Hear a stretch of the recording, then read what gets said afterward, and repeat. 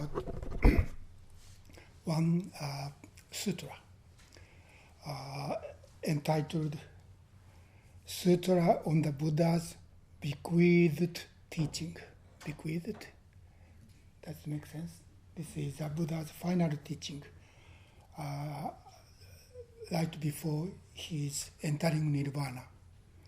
On the last day of Buddha's life, one person visited him and wanted to talk with him. He had a lot of questions. And after, there's no time to talk about the questions, but after their conversation, this person named Subhadra became the last disciple of Shakyamuni. So even on that day he died, he taught, and a person became his disciple. So this sutra is after that. That was his last teaching to this particular person. And after that, it seems, according to this sutra, he gave a talk, last teaching, to his assembly. The picture on the altar is called Nirvana painting, and it's small, but in the center, Shakyamuni was lying down. He was dying, and his disciples and lay people and even the animals came to say goodbye to Buddha. Not only the living beings on the earth, but also heavenly beings. And there's one woman on the crowd that was his mother, Maya. That is black and white. I took that painting from D.T. Suzuki's Zen and Japanese culture. But usually that painting is not black and white, but it's very colorful like this. This is too small, so I used that little bit larger one.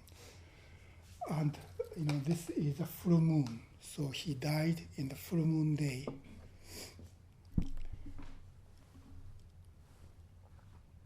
Anyway, so right before he passed away, he taught teachings in this sutra. And basically, what he taught was what monks should do after his death. And so, in the beginning, he talks about the precept. That means how monks should live their lives. And the core main part of this sutra is called Hachidai Ningaku in Japanese.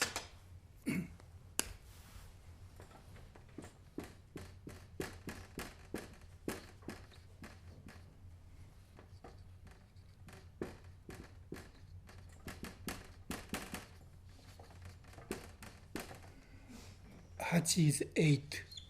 Daining means great beings. Great beings is same as Mahasattva, and this refers to Buddha. And the Kaku means awakening. So my translation is 8 aspects of awakening of the great being. And those 8 are, let me write in Japanese first.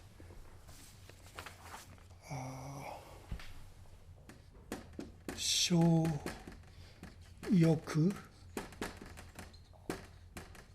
Chisoku, Gyō, Jaku, Jō.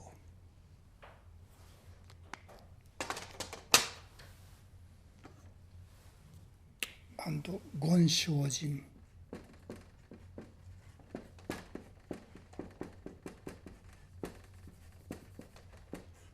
And Fumonen.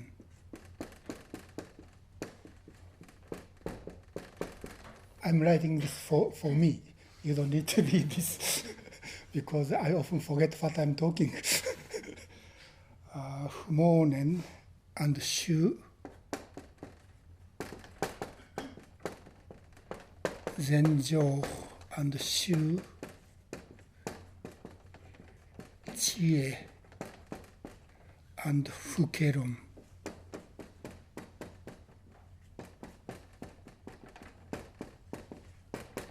One, two, three, four, five, six, seven, eight. Shoyoku means, in my translation, little desire, small desire, or few desires. And chisoku means knowing satisfaction.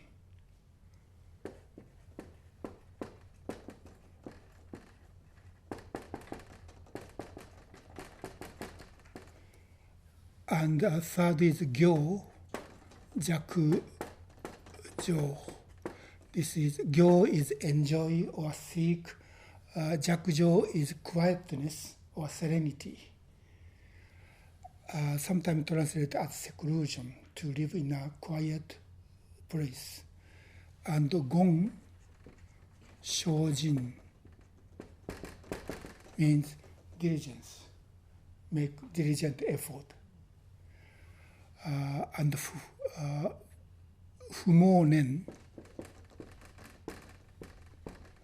means not lose or not forget mindfulness. Nen is mindfulness.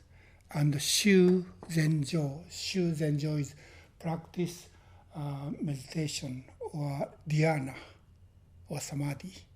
So practice meditation. And seventh is shu chie. Chie is wisdom. Buddha said, practice wisdom. And the final one is fu kelon. Kelon means idle discussion. Those are called 8 aspects of awakening of great beings. What was the 8th one? Discussion? Not idle, meaningless discussion. Yep. So in the context of this sutra, this means how monks should live and what they should practice. And basically first 4 is about precept. Precept is a regulation or things monks should do and should not do. And next 2 is about meditation and or samadhi. And the final 2 is about wisdom. Precept, meditation, and wisdom are 3 basic study in all Buddhist traditions. First, precept means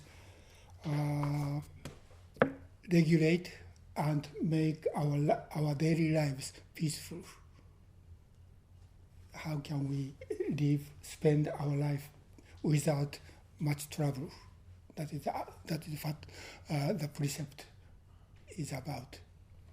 And next one is meditation.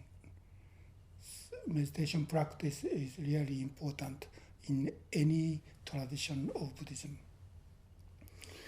And finally, wisdom.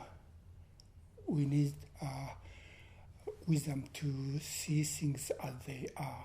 So those are the final teaching of Shakyamuni Buddha. Make your life peacefully and harmonious, and practice meditation, in our tradition called Zazen, and cultivate wisdom. That is what Buddha finally taught. And Chisoku means we try not to be greed to gain more and more things. So we keep our desire small. And the second one is knowing satisfaction, means in the case of monk's life, they receive food and they only have 3 loaves and 1 bowl. So that's all they need. They cannot have desire to get more than 1 bowl and 3 loaves.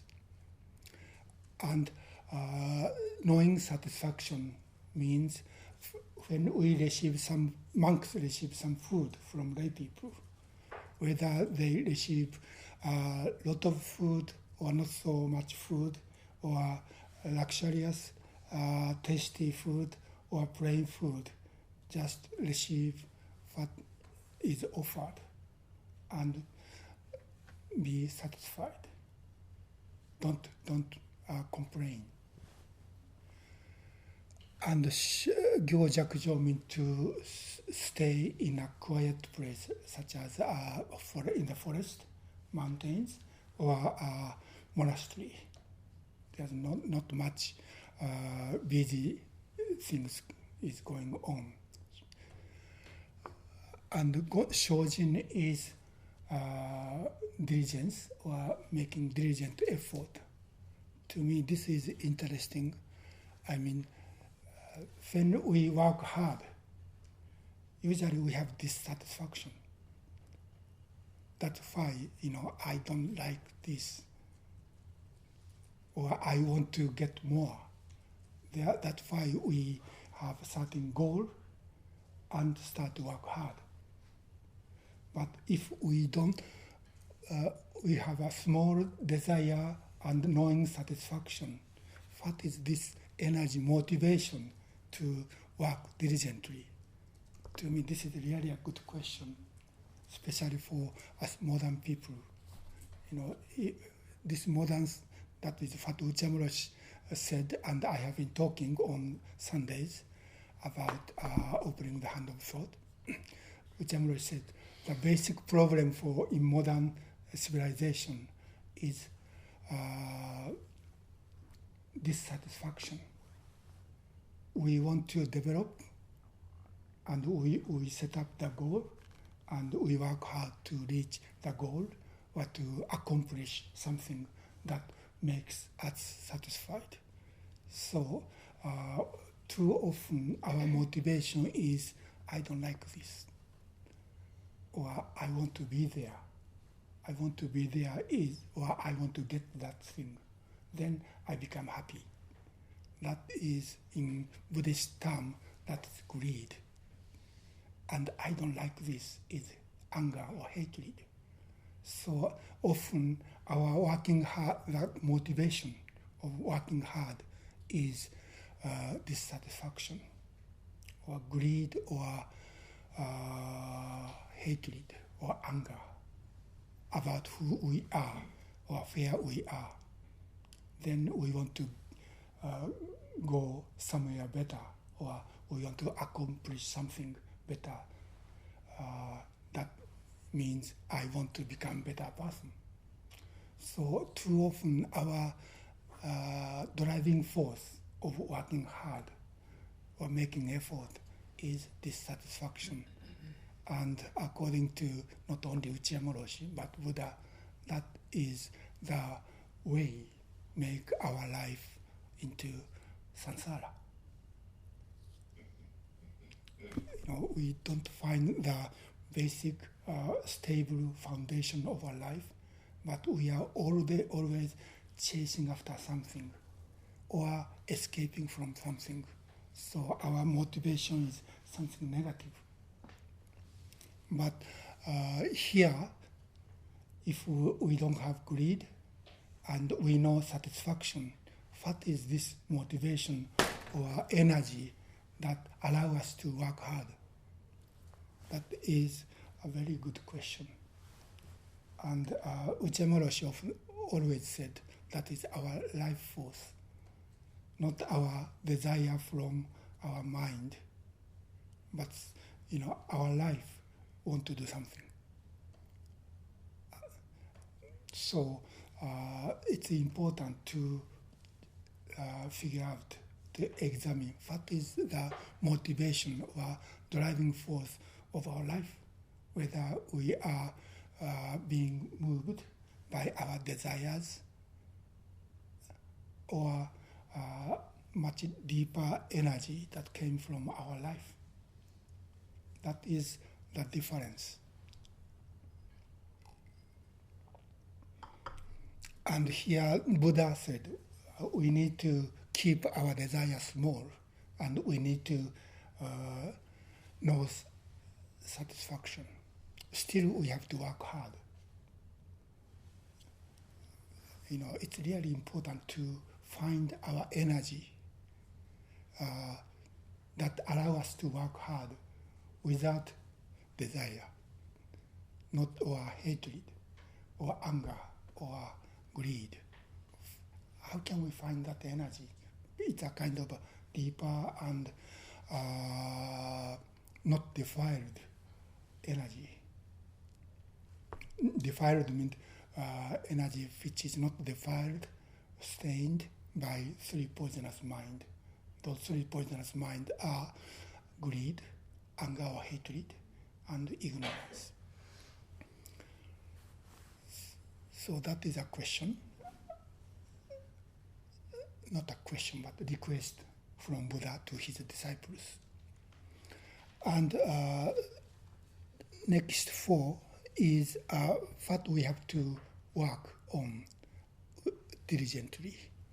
And first 2 is about meditation. First one is not lose mindfulness. We want to be here and now. This mindfulness in Chinese or Japanese is nen. In Eightfold Noble Path, this is called shōnen, right or correct nen or mindfulness. And this Chinese character has 2 parts. One upper part means now or present, and the lower part means mind. So nen literally means mind at this present moment. This means even though we are here, our body is here, but our mind is somewhere else. Somewhere in the future, or somewhere in the past, or somewhere else in the space. So we are here, and in the case of our Zazen practice, we are sitting in the Zendo, but somehow our mind goes somewhere else, thinking about what I did in the past, or what I want to do in the future. Or often I think, at least I think, I don't want to be here. I want to be somewhere, some better place. That is, when we are in such a mental condition, our body is here and sitting, but our mind is somewhere else. That is not mindfulness. To be mindfulness means to be here and now, both body and mind. When we are sitting or when we are doing something else, we just try to focus on this thing we are doing this moment. That is fumonen, not losing mindfulness. So our mind, keep our mind here and now. And Zenjo is meditation, Zen is dhyana. And Jo could be a translation of samadhi. Jo means to be stable, being here stably. That means, too often our mind is so much distracted and go here and there. But by sitting in a quiet place and regulate breathing and posture, and let go of whatever thought or feeling or emotion coming and going, we just let go. We try not to do grasp or chase after or escape from what's happening in our mind. That is in our Zazen practice, that is what meditation means.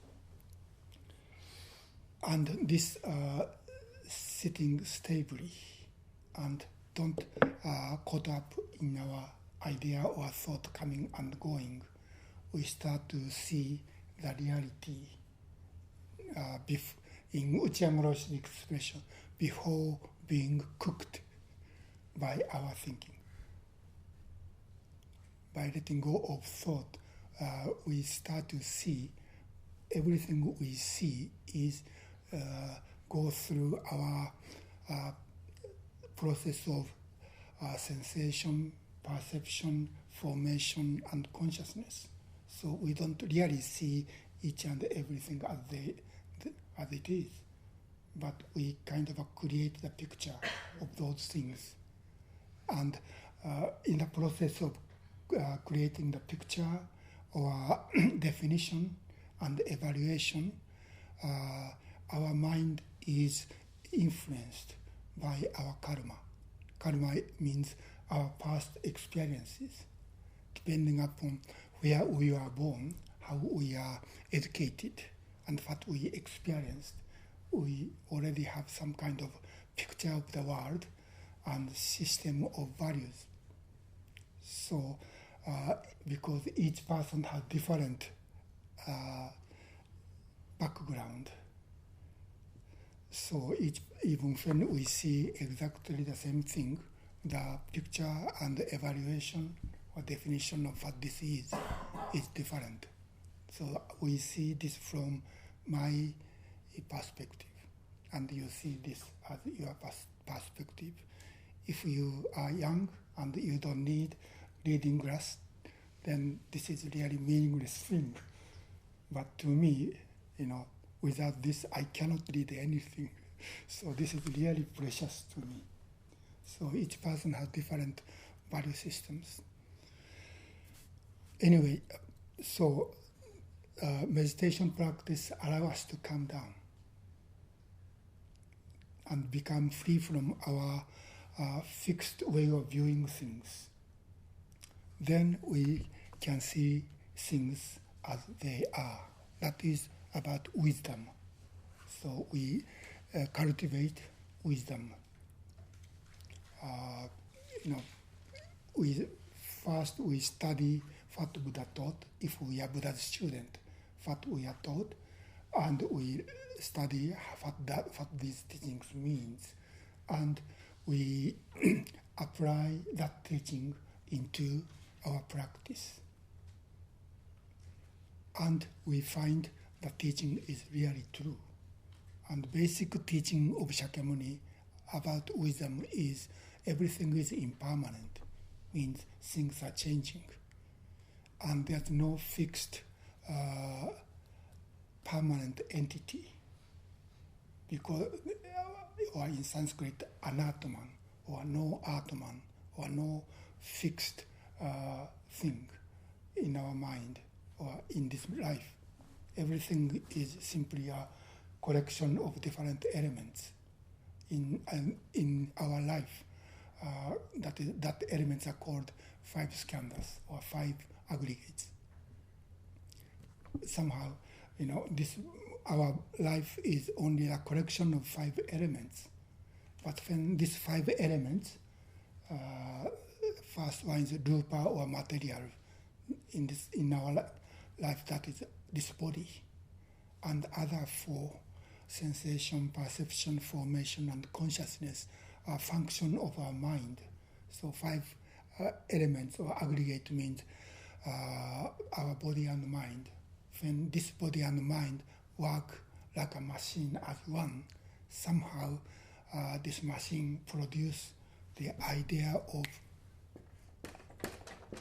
I.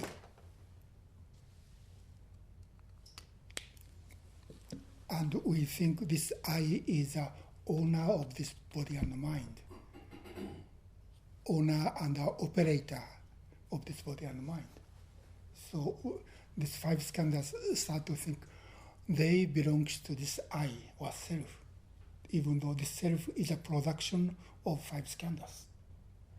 And according to Buddha's teaching, That is most fundamental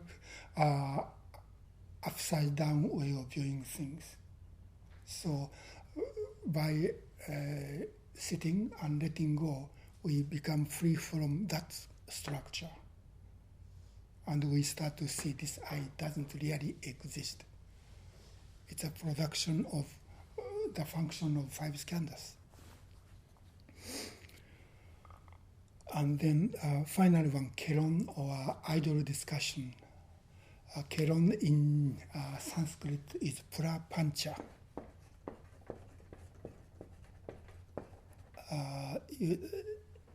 Usually in English it's called idle discussion. But prapancha is a result of vikalpa. Vikalpa means discrimination. So we discriminate things when we encounter things. Something give us a pleasant sensation, and other things give us an unpleasant sensation. And we make discrimination. This is good, this is bad. Or I like this, or I hate that. That is the sensation. And by receiving sensation, we, in our mind, we make a definition, what is this, and what is that. And we name it, and we evaluate these things. And we create the system of values. And when certain system of value is fixed in our life, we automatically make judgment without really seeing what this is. You know, how can I say, we have a fixed way of viewing things, and without thinking well, or without seeing that things well or carefully, we make judgment. That is often called, what is the word? For example, when about certain people, prejudice. And without really seeing that person, we already make judgment. You know, this is a good person or not good person, or I should get close to this person, or I should avoid, other person. That is how we usually live. But according to Buddhist teaching, that is prapancha, idle discussion, based on vikalpa or discrimination. Discrimination is in our mind, and based on each person's discrimination or discriminative way of thinking, we start to discuss with other people. Well, this is basically what Buddha taught to his monks. So this is a teaching to the monks.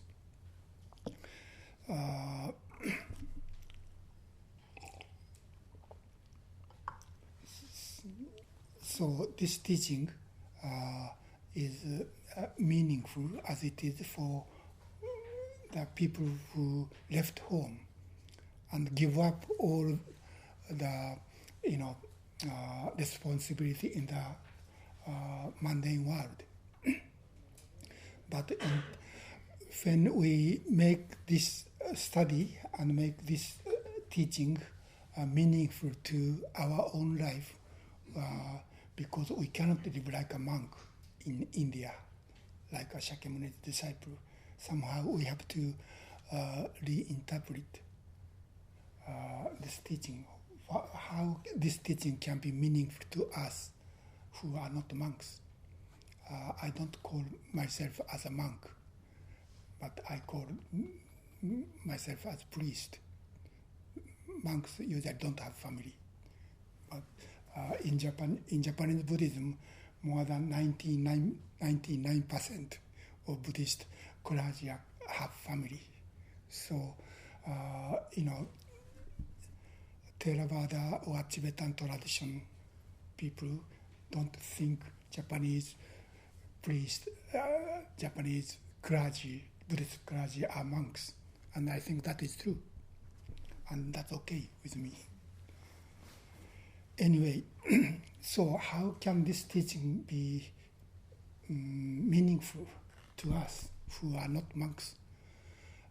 And in Soto Zen tradition, one of the interpretation of this teaching is we consider this 8 aspect of awakening of great beings as the 8 virtues of our Zazen. You know, in Soto Zen means Dogen's teaching. You know, we just sit without even seeking enlightenment or becoming Buddha. That is real desire. Our Zazen practice is not based on our desire to become enlightened people or better person or stronger person or like Buddha. We have to, Dogen said in Fukanza Zengi, we have to give up the aspiration to become Buddha. That is real desire. And knowing satisfaction means being right here and now and being satisfied. And Gyo Jakujo, serenity. But in this case, not necessarily living in the quiet places such as mountains or forest. But one of the Chinese characters used in this sutra to describe what is the opposition of serenity is Kai Nyo, and this Chinese character for Nyo is interesting.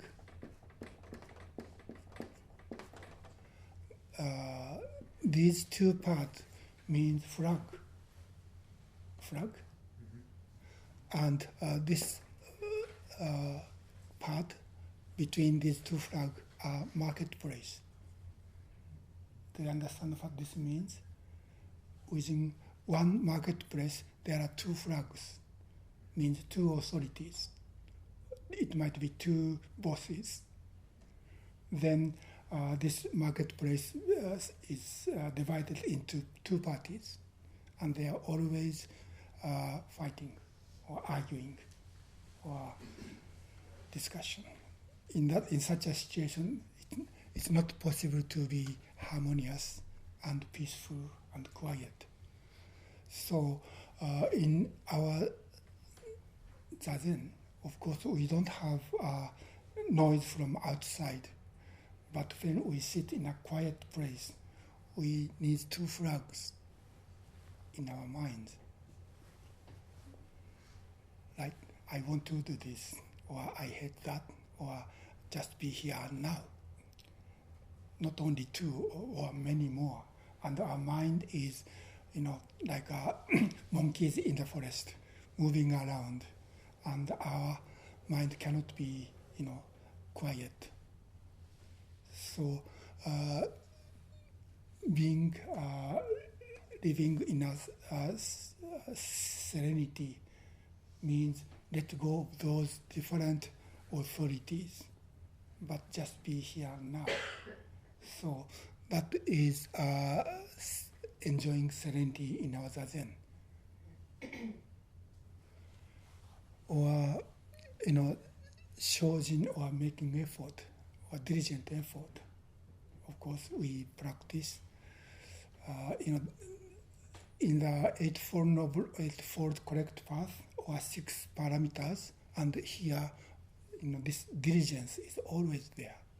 So, to Buddha or to Buddhist, this diligent effort is really important.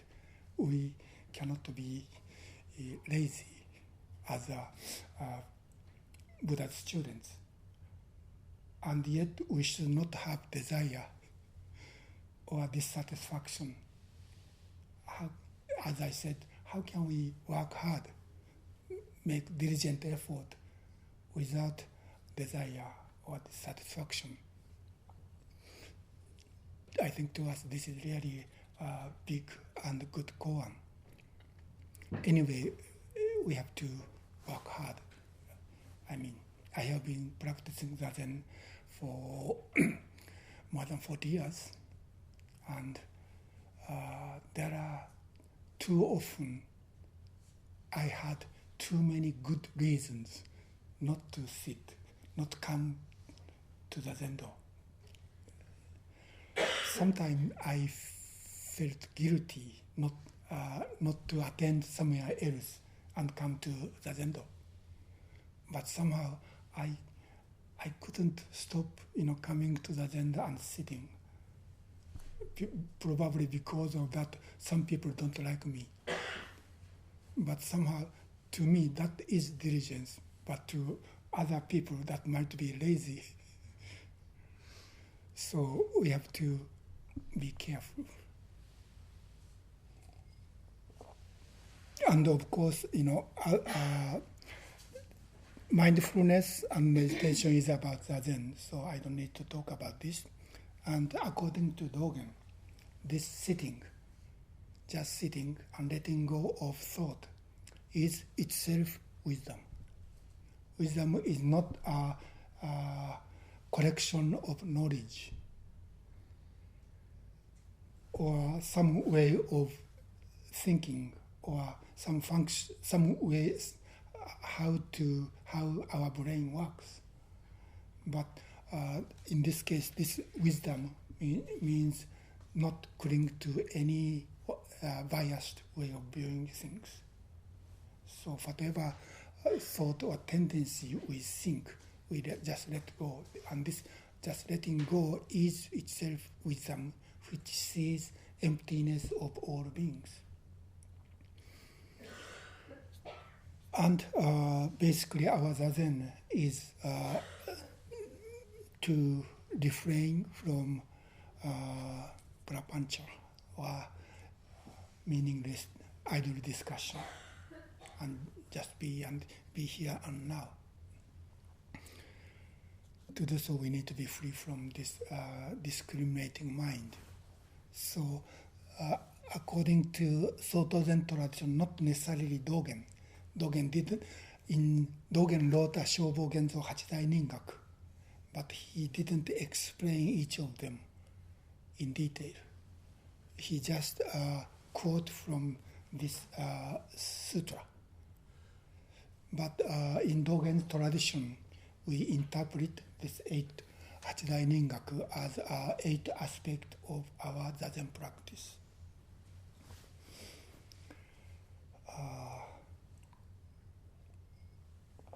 Another perspective of understanding these 8 aspects of our practice, I think we can apply this in our daily lives. For example, shoyoku and chisoku, a few or little desire, and knowing satisfaction. This can be a very meaningful kind of contemplation, even when we are walking in the mall.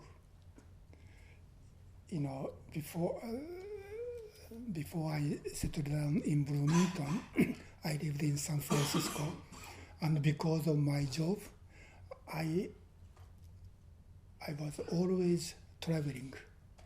So traveling by airplanes. So sometimes I had to stay in the airport for 1 hour, 2 hours, 3 hours, sometimes half a day. And one thing I did in such a case, I had to stay in the airport, is walking. I like walking. That walking is my exercise. But when I walked everywhere in the airport, I start to walk in the stores. There are many stores today in the airport. It's like a mall. And I try to see each and everything and contemplate about these things. What is the idea that people produce this had? And what is the idea who are selling this? And fat, the shoppers have think about those things, and I think about those things, and finally I think do I need this, and almost nothing is necessary. At least things sold in the airport. Nothing is for daily needs, but these are not necessarily, but it might be good to have some of them. But when I really make sure using this knowing, having small desire and knowing satisfaction, is this really needs to me or not?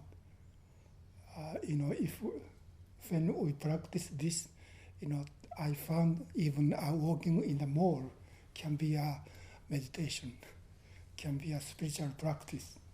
How much we need, or how to know how much is enough. And when we see our house, I can find many things. It's not really necessary, but it might be good to have them. So, and this one, seeing or enjoying serenity. As I said, having two authorities in our life makes our life noisy and not harmonious. For example, when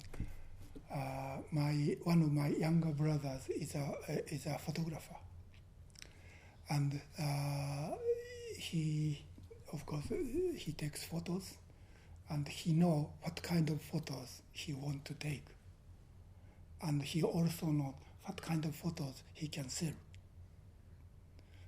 For the books or magazines, he knows what kind of photo can be sold, but he feel that is not what he really want to do, but he needs to do this to make money, to support his life and his family.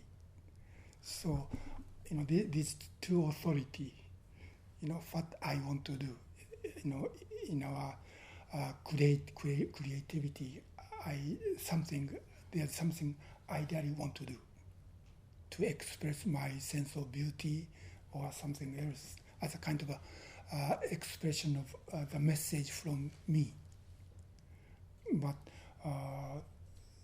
something people want to buy and what I want to create might be different. So what is the way we can be peaceful? If we put too much weight on what we can sell, then we feel our life is meaningless, or even our work is not really my work. I feel this, I am not there in that work. So it's kind of, we might have emptiness, feeling emptiness of what we are doing. But if we only doing what we want to do, then it's really difficult to live in the society. I think any kind of artist have that kind of dilemma. Not only artists, but Buddhist practice or Zen teacher have the same kind of dilemma. Because I came from Japan, what my mission is to transmit what I learned from my teacher. So this is what I can offer. But what I can offer and what people want to buy can be different. So what shall I do? If we ignore one side, then I cannot live here. If we too much emphasis on what people want to learn or practice, then I feel, why I am here. But if I, cling to what I studied and practiced in Japan, not many Americans are not interested or even cannot do it.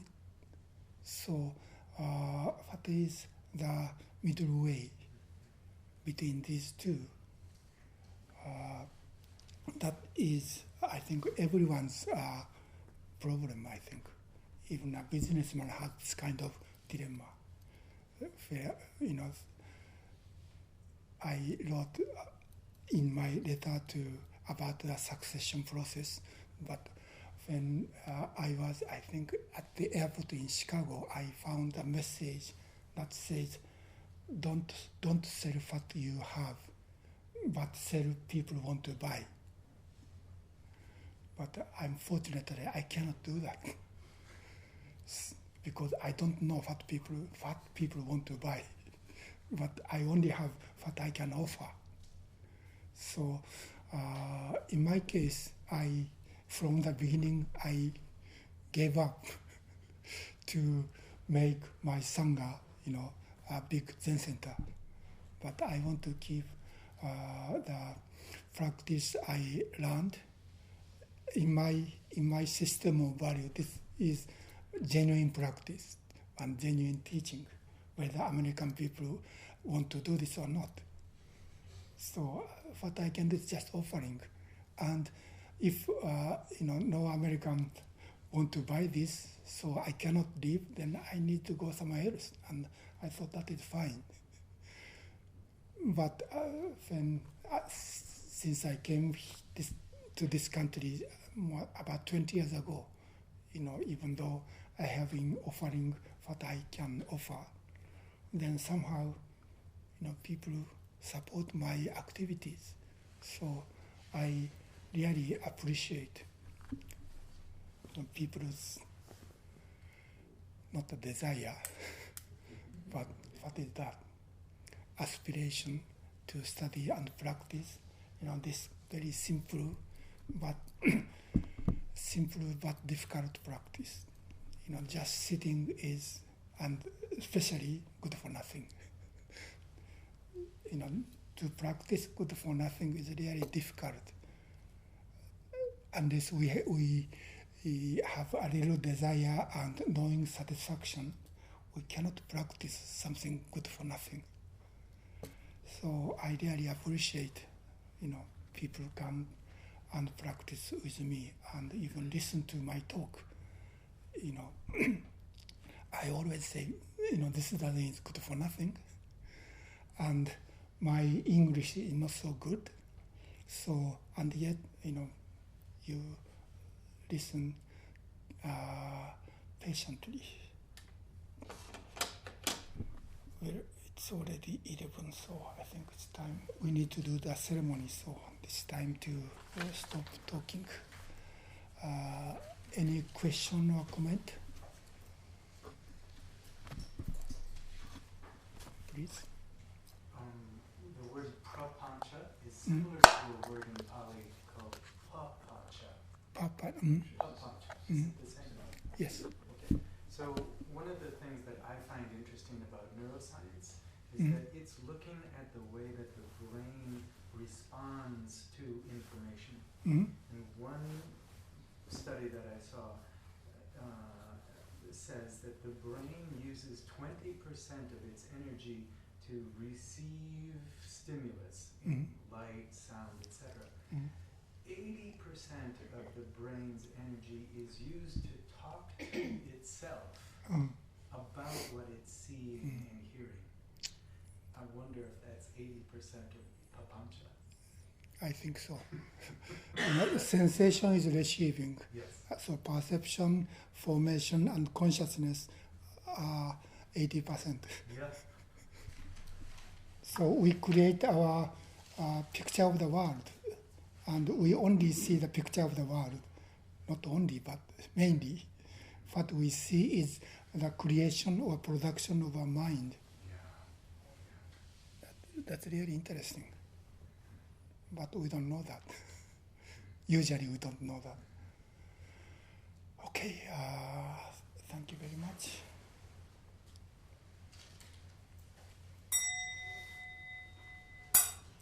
Beings are numberless, I vow to free them. Delusions are inexhaustible, I vow to them. Dharma gates are boundless, I vow to them. Buddha's way is unsurpassable, I vow to realize it. Beings are numberless, I vow to free them. Delusions are inexhaustible, I vow to them. Dharma gates are boundless, I vow to enter them. The Buddha way is unsurpassable, I vow to realize it. Beings are numberless, I vow to free them. Delusions are inexhaustible, I vow to end them. Dharma gates are boundless, I vow to end them. The Buddha way is unsurpassable, I vow to realize it.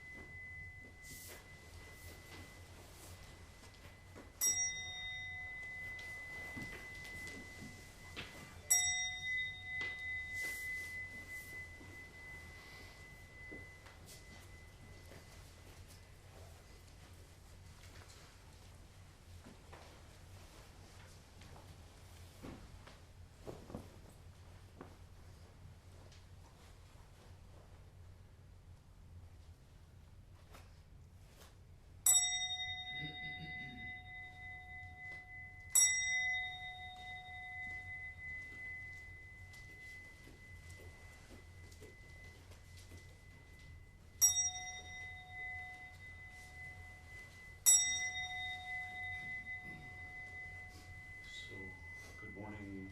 We're going to set up now for the ceremony.